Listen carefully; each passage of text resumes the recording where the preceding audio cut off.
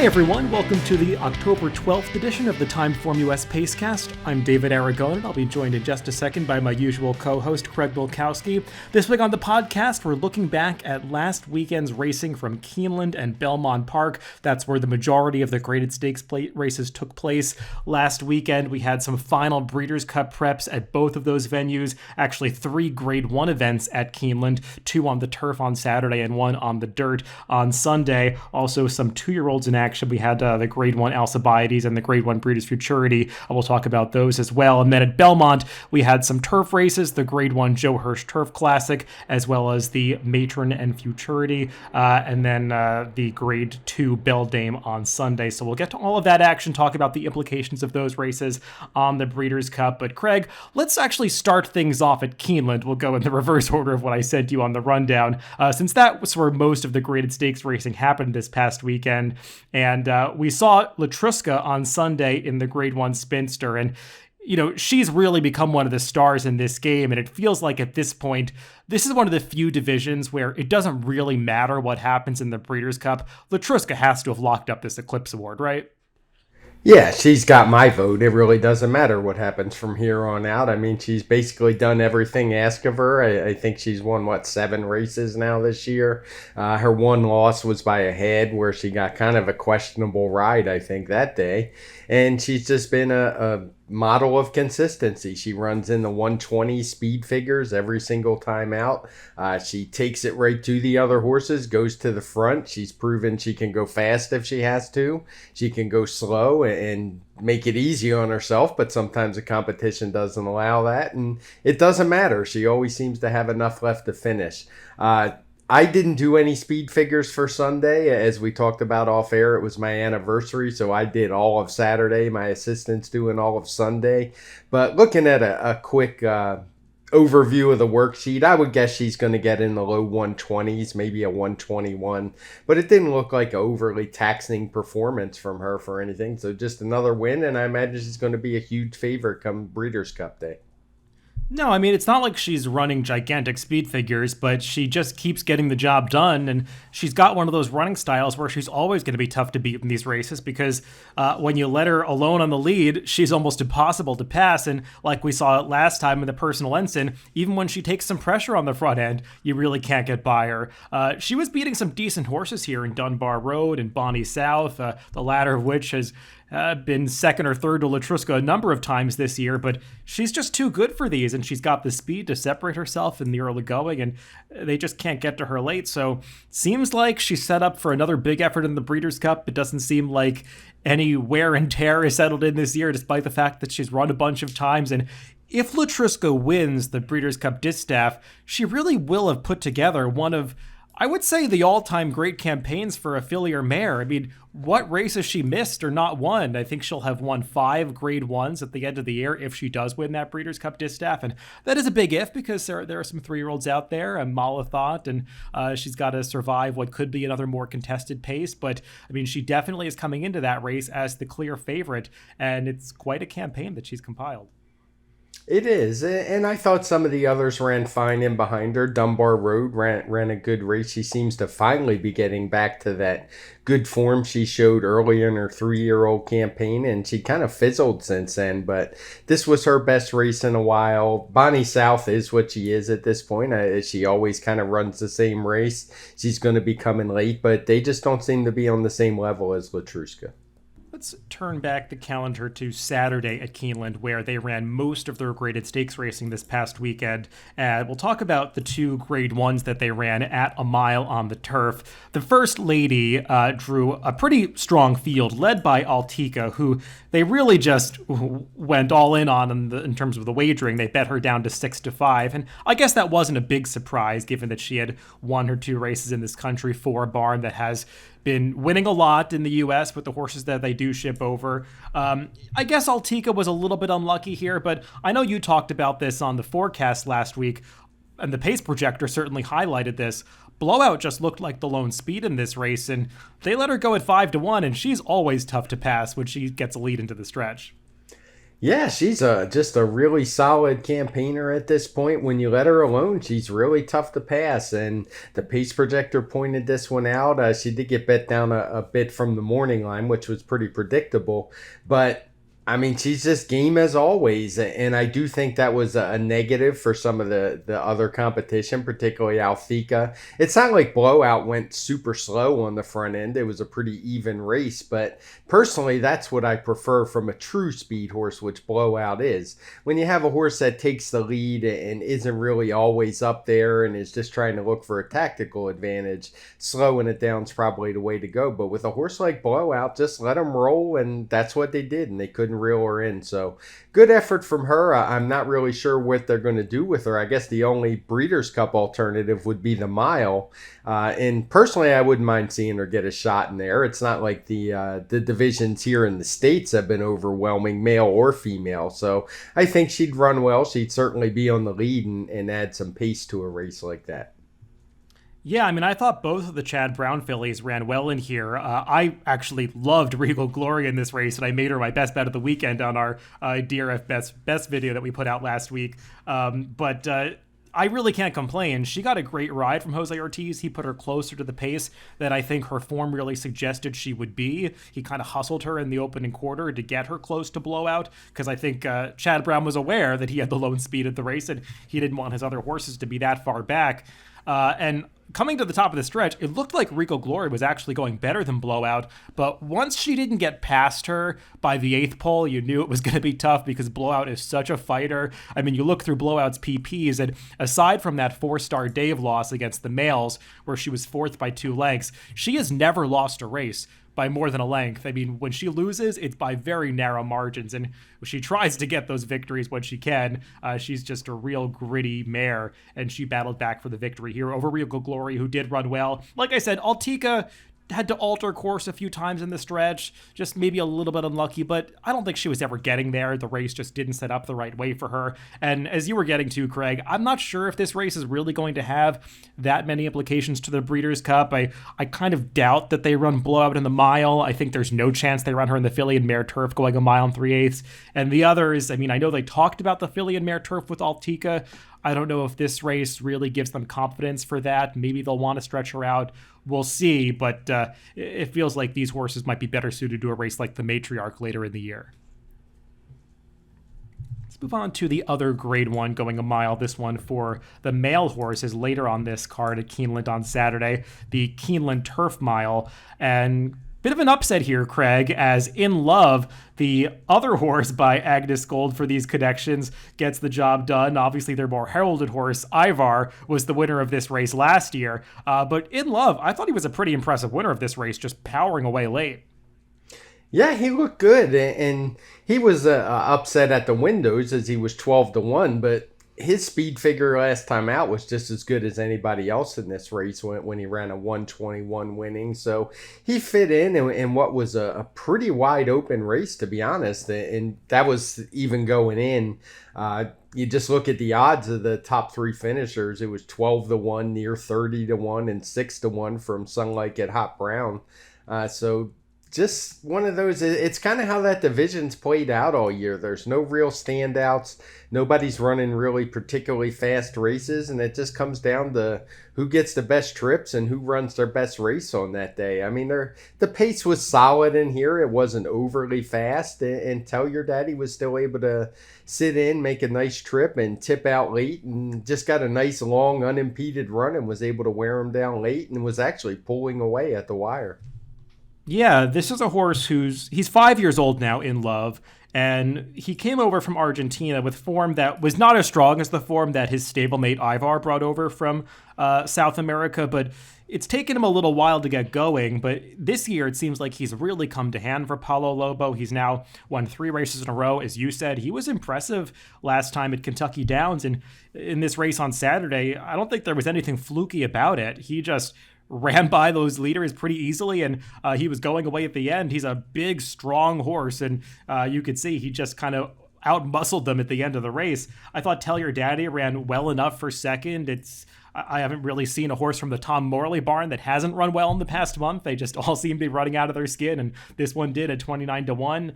Some like it Hot Brown. He put in his usual good effort. I guess the big disappointment of the race was Order of Australia, who was somewhat surprisingly bet down to be 6-5 in here, and he just never looked like he was really in the race, never seemed to be traveling that well, and he backed up in the lane to finish last. Yeah, he just did no running whatsoever in here. And just to your point, I do want to mention Tell Your Daddy real quickly. I mean, what a claim he's been. He was claimed for $40,000. He had a graded stakes placing. Then he was able to win the Bernard Baruch when he did have things his own way that day. But he showed in this spot he's a serious runner. It wasn't just a fluke that he was able to win that race last time. He's got some real talent.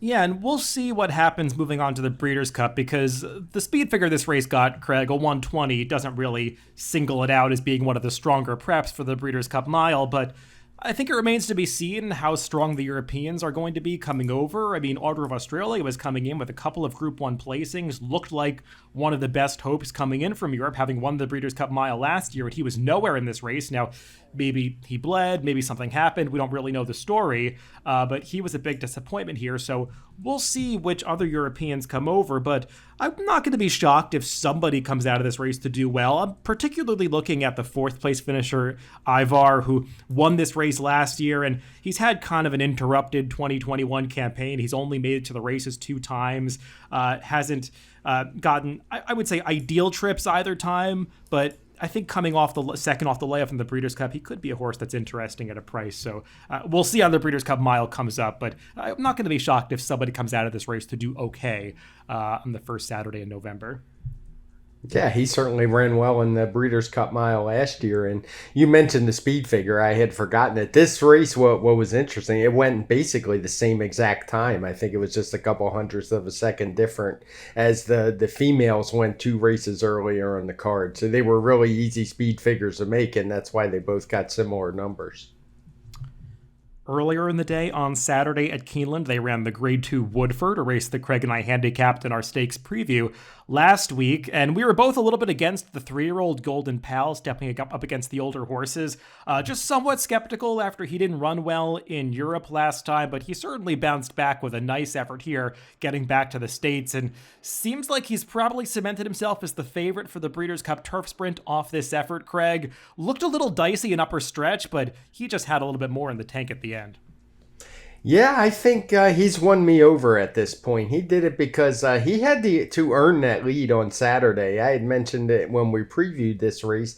He hadn't really run particularly fast, even though he looked like maybe he could. We both suspected he would be on the lead with Firecrow tracking just off of him, and that's what happened. But Golden Pal was just too quick. He really had to run. He had a 138 pace figure, which isn't easy to do in one of these 5.5 furlong sprints, but he earned it. The horses came to him, Firecrow first, then Extravagant Kid, and he was just able to turn him away pretty easily. He got a 120 speed figure, and he showed me he's the real deal. No more being eager to bet against him for me.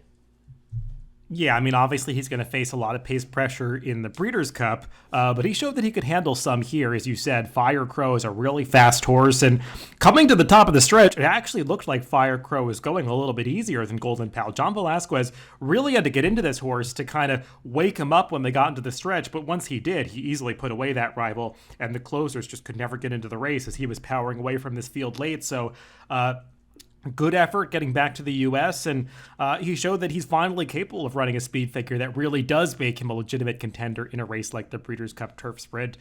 So he just seems like a horse that's going to take a lot of money and a lot of beating when it comes to that race in November. As for the others, Extravagant Kid, I thought he ran fine, finishing second here, kind of doing what he usually does, picking up a minor award. He's run well in some of these big races in the past, but he does seem like one that might be able to build on this effort next time. Yeah, it was good to see him get back to turf. We've talked about that before, but yeah, it was a nice effort coming off the layoff, and yeah, I imagine he will show up in the Breeders' Cup, and who knows, if things get super hot up front, he's certainly one that could take advantage.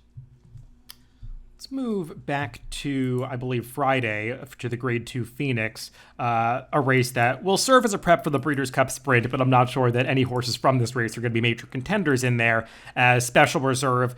He's put together a nice season. I don't think he's been out of the exacta in 7 starts in 2021, but he's not really running speed figures that point him out as a major contender for the Breeders' Cup Sprint. He got the job done here. I thought he was game to hold off Aloha West, who came with a really nice late run, but these seem like they're just a cut below the top in this division. Yeah, this isn't the strongest division for sure. It's a very strong division. This wasn't the strongest part. Last year, he would have fit right in a race like the Breeders' Cup and probably been a contender. But this year, with horses like Jackie's Warrior out there running consistent 130s, a 119 type speed figure is just not going to get it done. And the best he's done is in the low 120s. So as a front runner, it's just hard to envision him having much shot. Maybe Aloha West could with a close clunk up for some pieces, but he does seem to be a horse who has done his best running in Kentucky. Not sure he's ready to ship out to Del Mar and Mucho. It feels like I've seen him run about 1 million times by now, and he's a good solid horse, one you'd love to own, but certainly nobody's going to be afraid of him in that race like the Breeders' Cup Sprint. Yeah, I do think Aloha West is pretty talented, and while this wasn't a slow pace by any means, it wasn't a race that saw a lot of horses do much closing from the back of the pack, and I did think he made a really game late run at special reserve at the end of this race. Again, he got a 1:16 TimeformUS speed figure here. That's not going to get him anything in the Breeders' Cup Sprint, most likely, but it just seems like a horse that's doing really well right now, and if the pace does get hot, maybe he can pick up some pieces in a race like that. But like you were saying, these horses are going to have to run faster if they're going to give any kind of scare to a formidable presence like Jackie's Warrior. Yeah, and you make a good point about him. I mean, just his running style alone could make him a contender in the vertical bets, because a horse like Jackie's Warrior, if he shows up, is going to run a lot of speed horses off their feet, and they're going to be backing up pretty hard through the lane. So it does pay to look for horses who can put in that good, consistent late run. Whereas the Phoenix was a prep for the Breeders' Cup Sprint for the males, the Thoroughbred Club of America, another Grade 2 event going 6 furlongs, which was run on Saturday, prep for the Breeders' Cup Filly and Mare Sprint, a race that Bell's the One, the winner of this race, was actually third in last year. And I mean, Bell's the One, she's never going to run a gigantic speed figure given the running style that she has coming from far back, but she just does seem to always run her race, and she got it done here in a pretty tight finish over Club Car. Yeah, she's kind of pace dependent for sure as far as her speed figure goes, and she only ran a 113 here, but she does what she always does. She's pretty relentless in the lane. She always makes that strong late kick. She had every reason not to get up in this spot, but she was able to do it anyway. Beating horses like Club Car and Estilo Talentoso isn't really going to get the juices flowing for me too much for the Filly and Mare Turf Sprint, particularly when she doesn't run too fast. But she's a good, solid runner that always shows up and always has to be taken seriously in these Grade 2, Grade 3 type races. Yeah, she's now 6 for 7 in her career, going 6 furlongs. She just always seems to have that really potent late kick going these shorter distances. And this was a race, despite the fact that it looked like it was not going to have that much speed on paper. It did kind of fall apart a little bit, as Bell's the One might have actually moved a little bit too soon, because Club Car waited a bit longer when was actually gaining on Bell's the One at the end of this race. They both came from last and second to last to be first and second here. So just kind of interesting that it played out that way, as you did have a bit more of a competitive pace than I think maybe we both anticipated when we handicapped this race last week. But yeah, Bell's the One got the job done. I think, though, she's the kind of horse that, once again, moving on to the Breeders' Cup, is probably going to be competing for a minor award against horses like Gamine and Bella Sophia.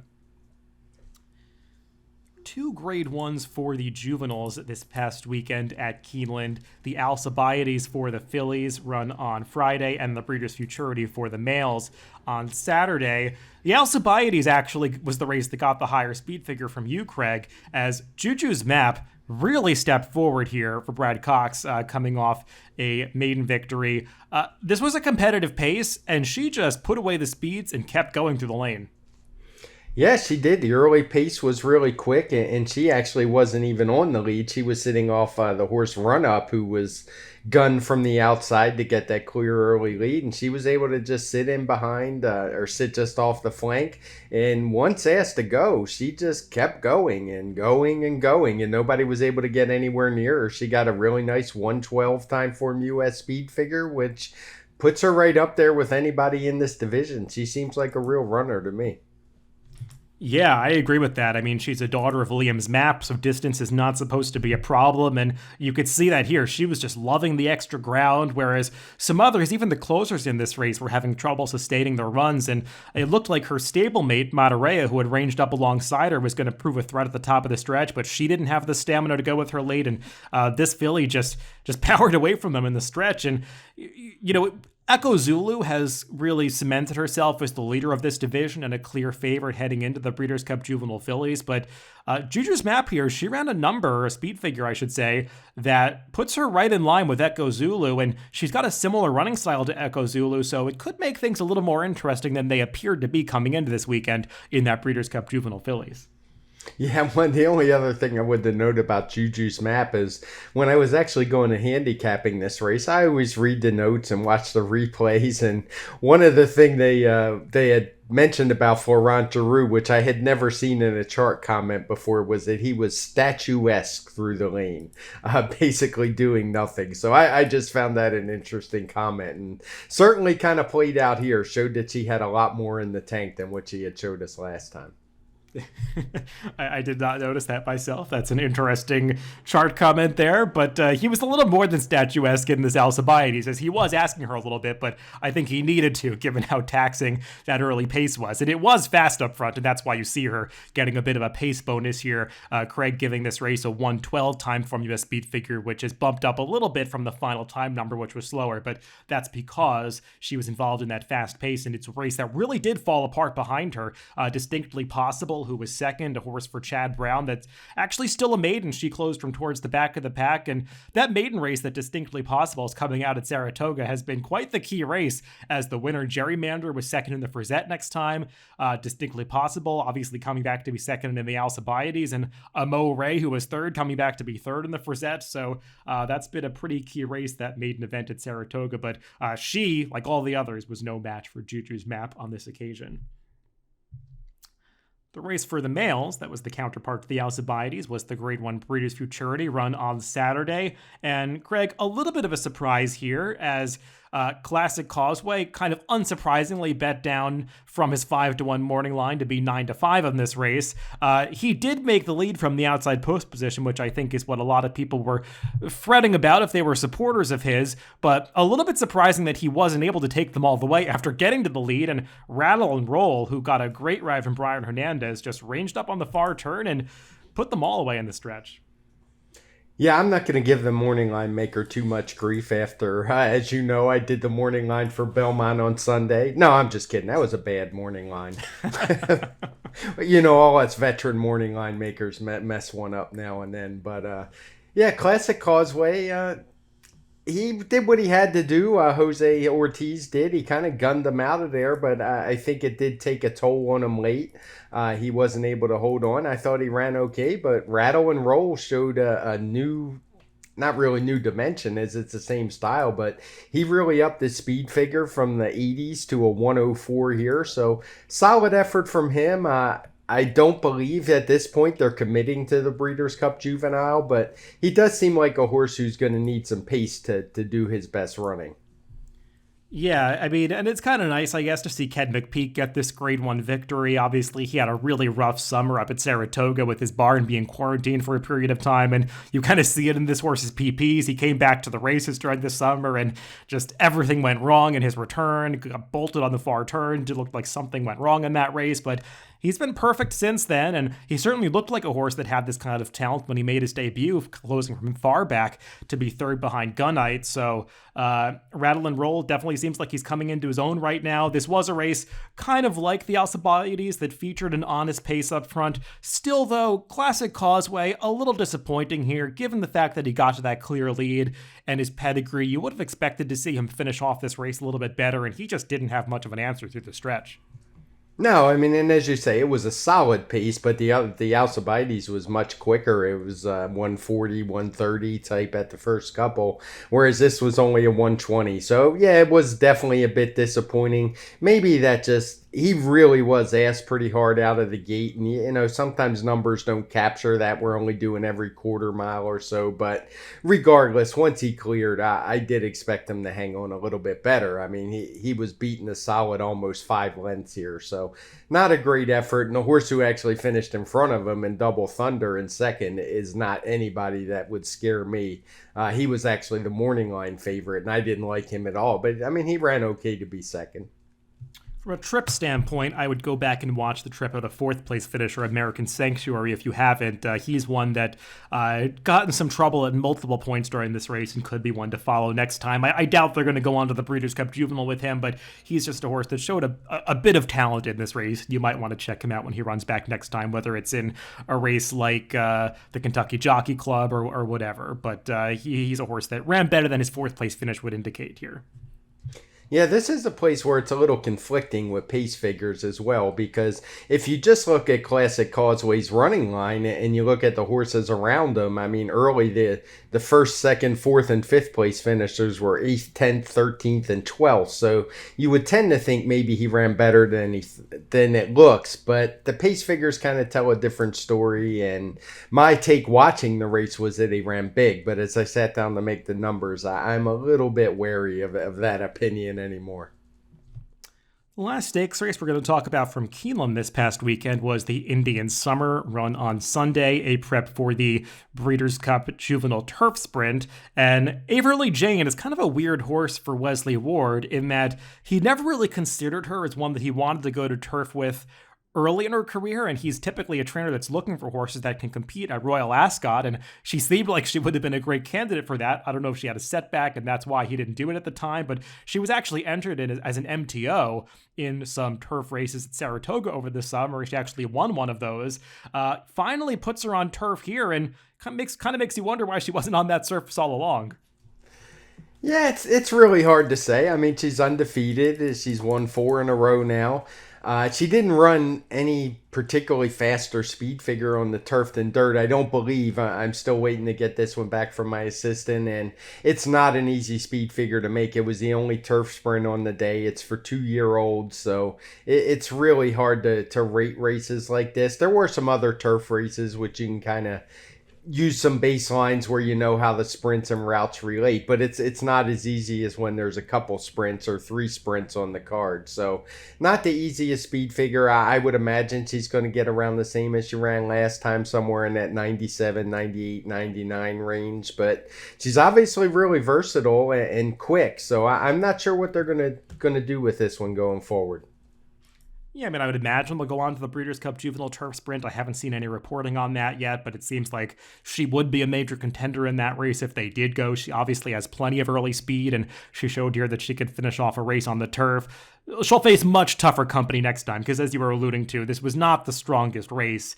I think we probably saw a stronger prep at Belmont, which we're going to talk about in a little bit. But she has done nothing wrong in her career so far, winning all 4 starts by open lengths.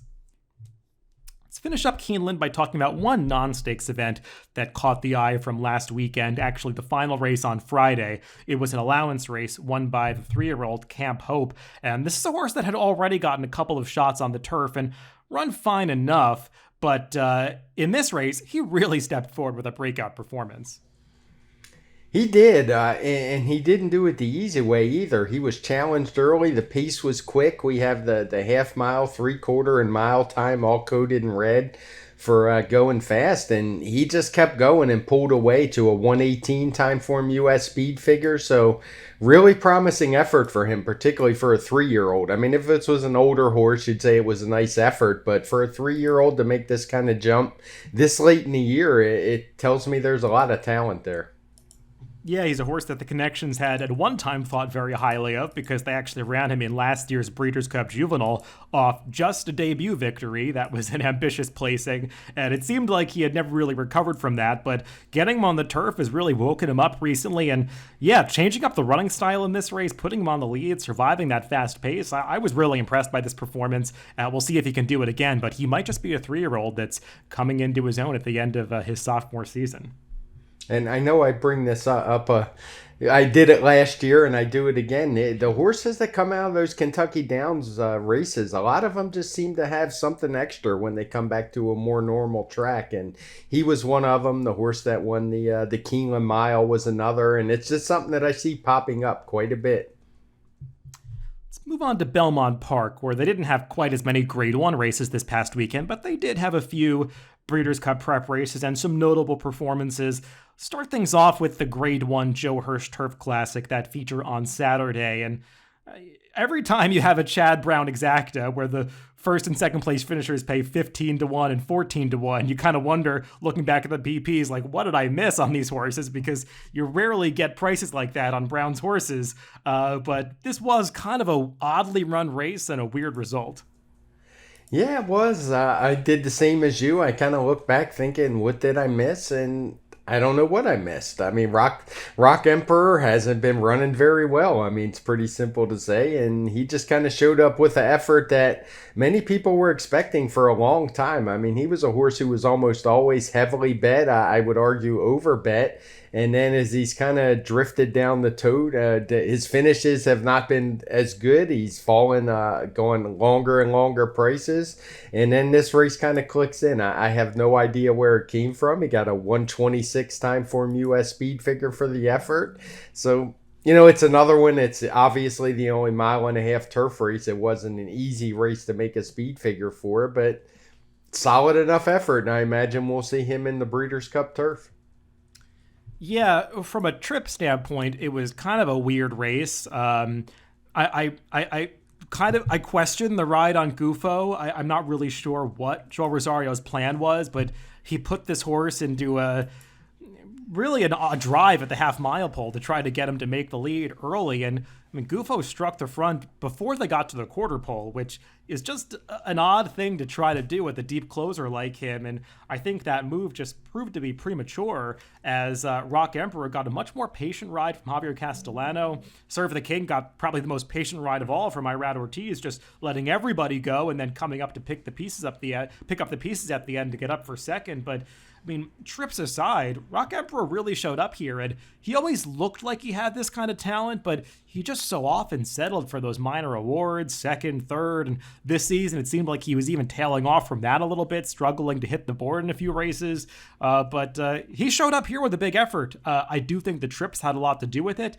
I would also say that if you're looking at the final quarter mile time of this race based on the official fractions, I'd view that with a little bit of skepticism. There's a bit of a discrepancy between the teletimer and Trackus as to how fast that 1.25-mile fraction actually was. I think they actually ran a much faster quarter mile, the penultimate one around the far turn, than they did coming through the stretch. So I don't think Rock Emperor deserves maybe as big of a bonus for coming home as fast as the official fractions would suggest. But still, he ran a nice race here. I'm doubtful that he can do it again in the Breeders' Cup Turf against some of the top Euros, but I would imagine they'll try that race off this performance.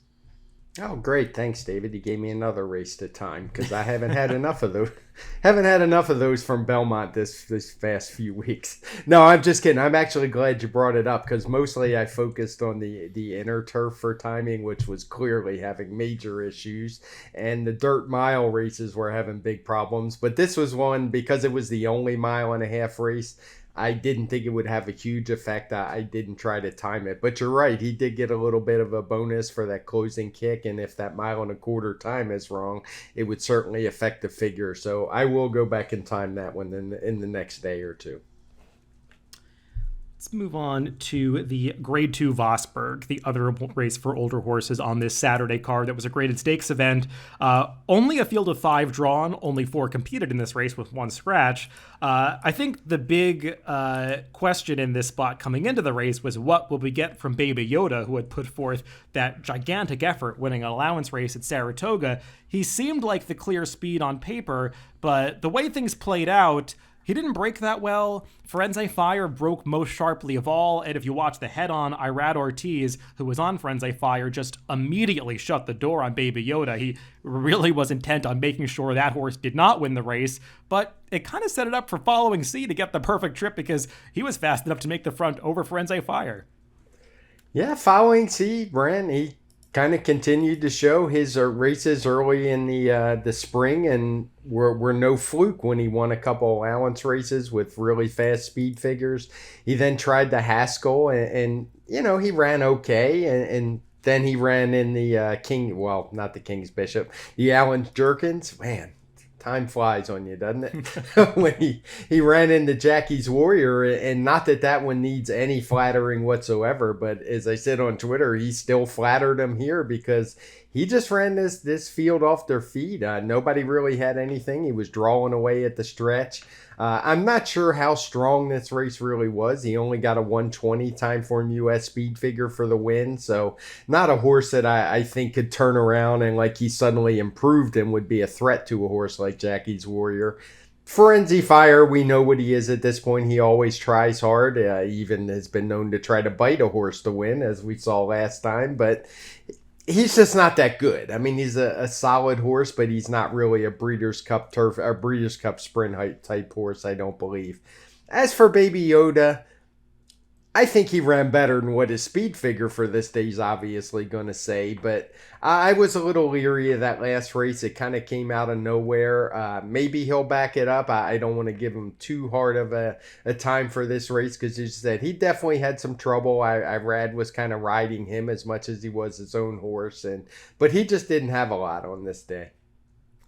Yeah, I picked Following C in this race, and after about a quarter mile, I mean, you just kind of looked down and said, how could he lose this race? Because the way things had played out with Baby Yoda not able to pressure him, kind of locked in that pocket, and Firenze Fire sitting second, it just seemed like Following C had his ears pricked, was going easily on the lead, and just looked like he had no intention of stopping. And boy, that Grade 1 King's... I'm doing it too. That Grade 1 Alan Jerkins at Saratoga. I mean, what kind of key race has that been? We've had a 6-horse field that day. Now 5 have come back to run.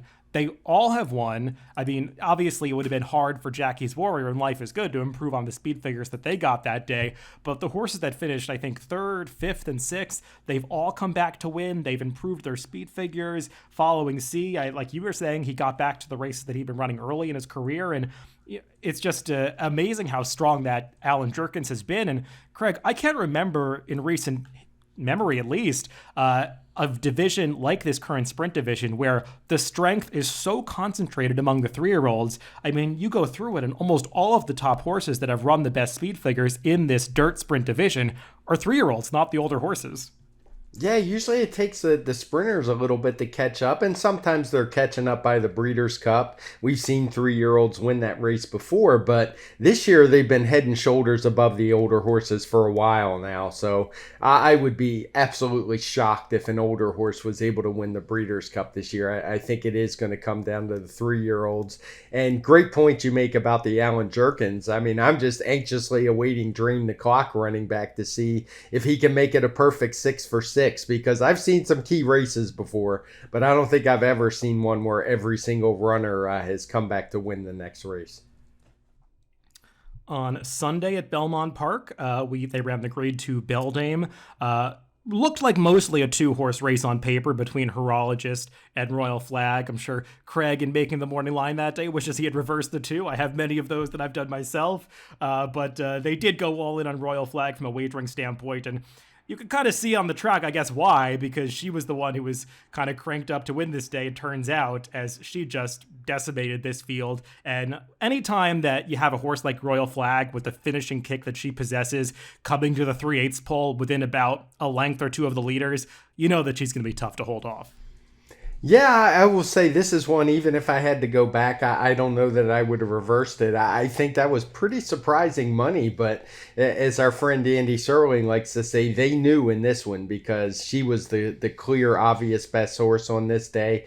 I would guess she's going to get around a 121 time form US speed figure, which is right in line with what she's been running her last couple times out. And I thought this was a big effort from her, and I don't see any reason to think she won't be a factor in a race like the Breeders' Cup Distaff if she can keep that kind of speed up. Now, she doesn't have the accomplishments of a horse like Latrusca, but if that one gets pace pressure and has to go pretty quick, she certainly has the running style to be a factor late. Yeah, I mean, it's interesting you bring up the point because, I mean, I've never really viewed Royal Flag as being the kind of horse that's going to win Grade 1 races. She's just, her speed figures, they've always been kind of in that 112 to 116 range, but recently she's been steadily improving. I mean, she got close to Latrusca 2 back in that personal engine, albeit with a great pace setup and a good trip. But, I mean, she took another step forward here and got about the same speed figure that Latrusca got for her Spinster on the same day. So she's coming into the Breeders' Cup Distaff in top form. The question I have is, I'm kind of like mentally going over that Breeders' Cup Distaff field in my head. And aside from She Dares the Devil, it's hard to think of really a speed horse in this race that's going to be able to push Latrusca on the front end. We'll see, but I do think Royal Flag would need that kind of pace help to have her best chance to beat Latrusca. Yeah, for sure. The only one I could think off the top of my head is and I can't remember her name, the Bob Baffert 3-year-old we saw win last weekend. Yeah, she was mission. pretty. Yeah, she was pretty quick on the front end, but I don't know if she has Latrusca type speed. But we'll wait and see for the PPs for that. I'm sure we'll do plenty of talking about the Breeders' Cup once the fields come out.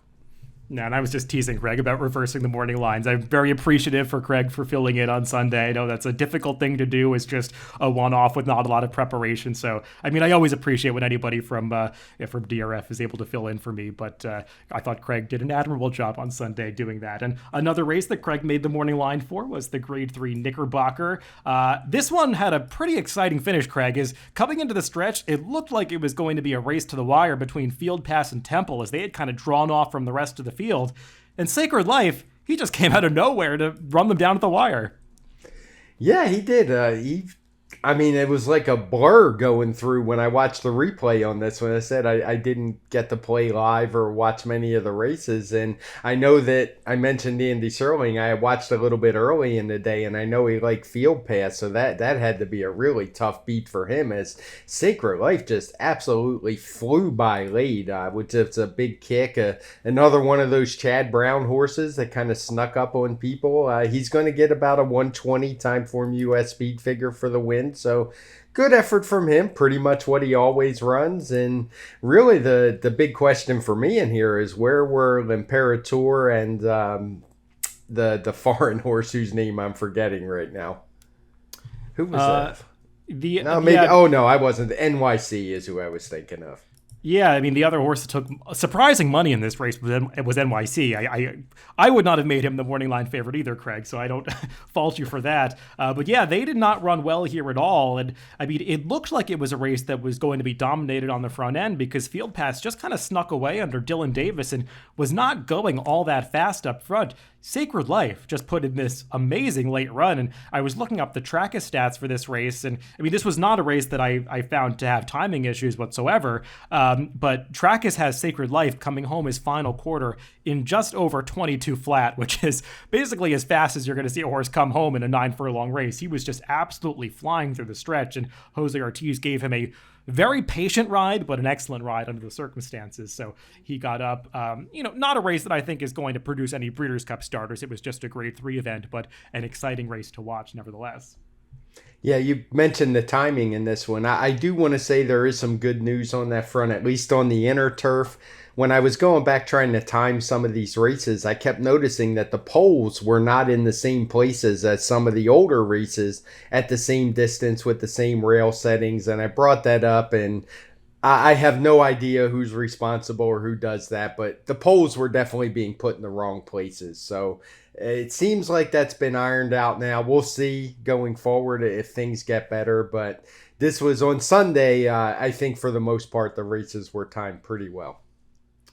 Yeah, that's That's interesting. I don't have a whole lot of comment about that. It's something that I've suspected, but it's good that they're ironing out those issues because there obviously have been a lot of them so far at this Belmont meet, and it's good to know that they're aware of the problem and trying to fix it. Yeah, one thing I noticed, a lot of tracks don't have poles that move around. So when the rail's out, you don't really have a landmark. But at Belmont, they have those straight poles. And as I was watching the replays, I was like, oh, these things must move. Because I often, use them as kind of landmarks when I'm timing the races to get the fractions. And it was clear they were in next to the wrong timing eyes for a lot of these inner turf races. So just interesting. They do a good thing in that the poles move, and when you're watching the races, you know where the actual points of call are supposed to be, but something went amiss here. So hopefully we're on the right track.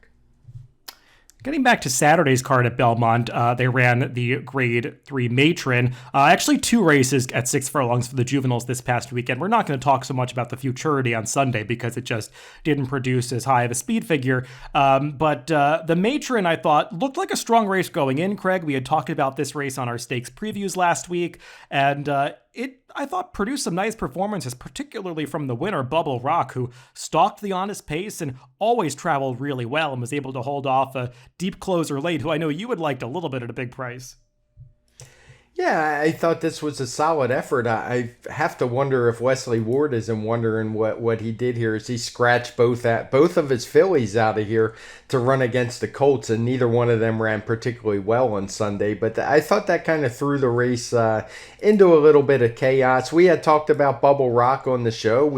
Both of us thought his last effort was good, but we also thought that he got a perfect trip. But he showed that he didn't really need that. He improved his speed figure once again from a 104 to a 106. I would say this was a much tougher trip than he had last time. So this is a horse she is probably definitely a contender for a race like the Juvenile Turf Sprint if she goes there. Yeah, this was a race that featured an honest pace. She was on top of it, and she was able to get the job done. I will say it looked like she was going to win by a little bit more than she ultimately did in upper stretch because she had been traveling so well coming around the turn, but it was a race that was falling apart a little bit at the end. I think that's what allowed Gallon a Rush to come from so far back to get up for second. And the 106 TimeformUS speed figure that she got, that's 8 points higher than the number that I know you projected for Averly Jane. So this Matron seems like it might have been the stronger race. She'll have to cut back in distance for that Breeders' Cup Juvenile Turf Sprint at Del Mar. But it does seem like the females are the strong ones coming into that race between, Bubble Rock, Averly Jane. I know Wesley Ward also has Twilight Gleaming, who earlier in the year competed over at Royal Ascot. She's considered one of the major players in that Breeders' Cup Juvenile Turf Sprint. So seems like the fillies are the ones that have a stranglehold on that race, at least right now. The timing on this race was not good. This was run on Saturday, so there were 3 6-furlong inner turf sprints. I did time them all from video, so don't pay any attention to the times earned in the charts. I think the quarter mile is missing, but for all the fractions and the final time for all those for all those 6-furlong turf sprints, I did do them. They're really easy to time, so I'm pretty confident in the speed figures despite those timing issues. So wrap up the action from Belmont last week and the action on all this Pacecast as we will talk about this final race. It's a maiden race that was run earlier on Saturday, and I know this probably wouldn't be one that you would have picked out, Craig, because it didn't get the highest speed figure, but this fourth race on Saturday, won by the first-time starter Zandon for the Chad Brown barn, I thought was pretty impressive. And this is one that I was surprised when I looked back and watched this race, because I wasn't watching live on Saturday, that this horse went off as high as 5-1, because when I did my work on this race, this horse had been working extremely well coming into his debut. And watching this race back, this is the kind of debut victory that I like, because the horse had to take some dirt in his face, overcome a little adversity, but once Joel Rosario got this horse into the clear, he really finished up strongly. Yeah, he looked good, and I agree with you. I was surprised. He seemed a little bit cold on the board. I had no problem with your morning line. There was no reason to think this horse wouldn't get bet. They just went overboard a little on some of the others, I think. And I totally agree with you on how he did it. That's what I like to see. These are always better efforts, I think, than when you see a horse just go out, open an easy lead, and run a fast speed figure. As a handicapper, I'd much prefer this type of debut. Yeah, this is a race where the two horses that he ran by at the end, they were not stopping. I mean, they ran their final eighth of a mile in just over 12 seconds, and Zandon just ran right by them. And if you watch this race beyond the finish through the gallop out, he opens up a huge margin on the rest of the horses. I mean, he was really striding out strongly at the end of this race. Hard to say based on 1 6-furlong debut if he's going to be a Kentucky Derby kind of horse down the line. He's by Upstart. I know we haven't seen all of the progeny of that horse want to go on that far in distance, but he's certainly a horse that has a nice big stride on him and looks like he could handle at least a mile. So we'll see what we get from him in the future, but definitely one that I think will have stakes potential down the line despite the modest speed figure that he got in his debut.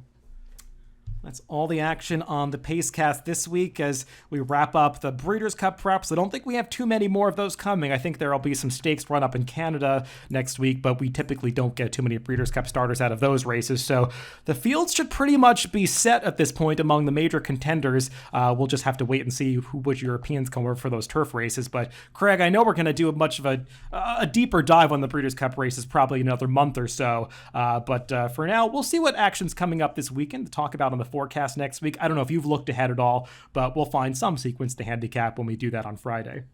Yeah, for sure. I never look ahead, just for the record. Yeah, we'll check it out. I'm sure Keeneland's going to have a nice card on Saturday, so maybe we'll go back to Keeneland to do some handicapping there. We'll also check out Belmont and Santa Anita, but we'll find a sequence that just got to dissect when we do the forecast next Friday. Remember that you can always listen to us on DRF.com, Apple Podcasts, Spotify, and YouTube. Wherever you get your podcast, just make sure to subscribe to the Daily Racing Form channel. Thanks for tuning in this week, and make sure to catch that TimeformUS forecast this upcoming Friday.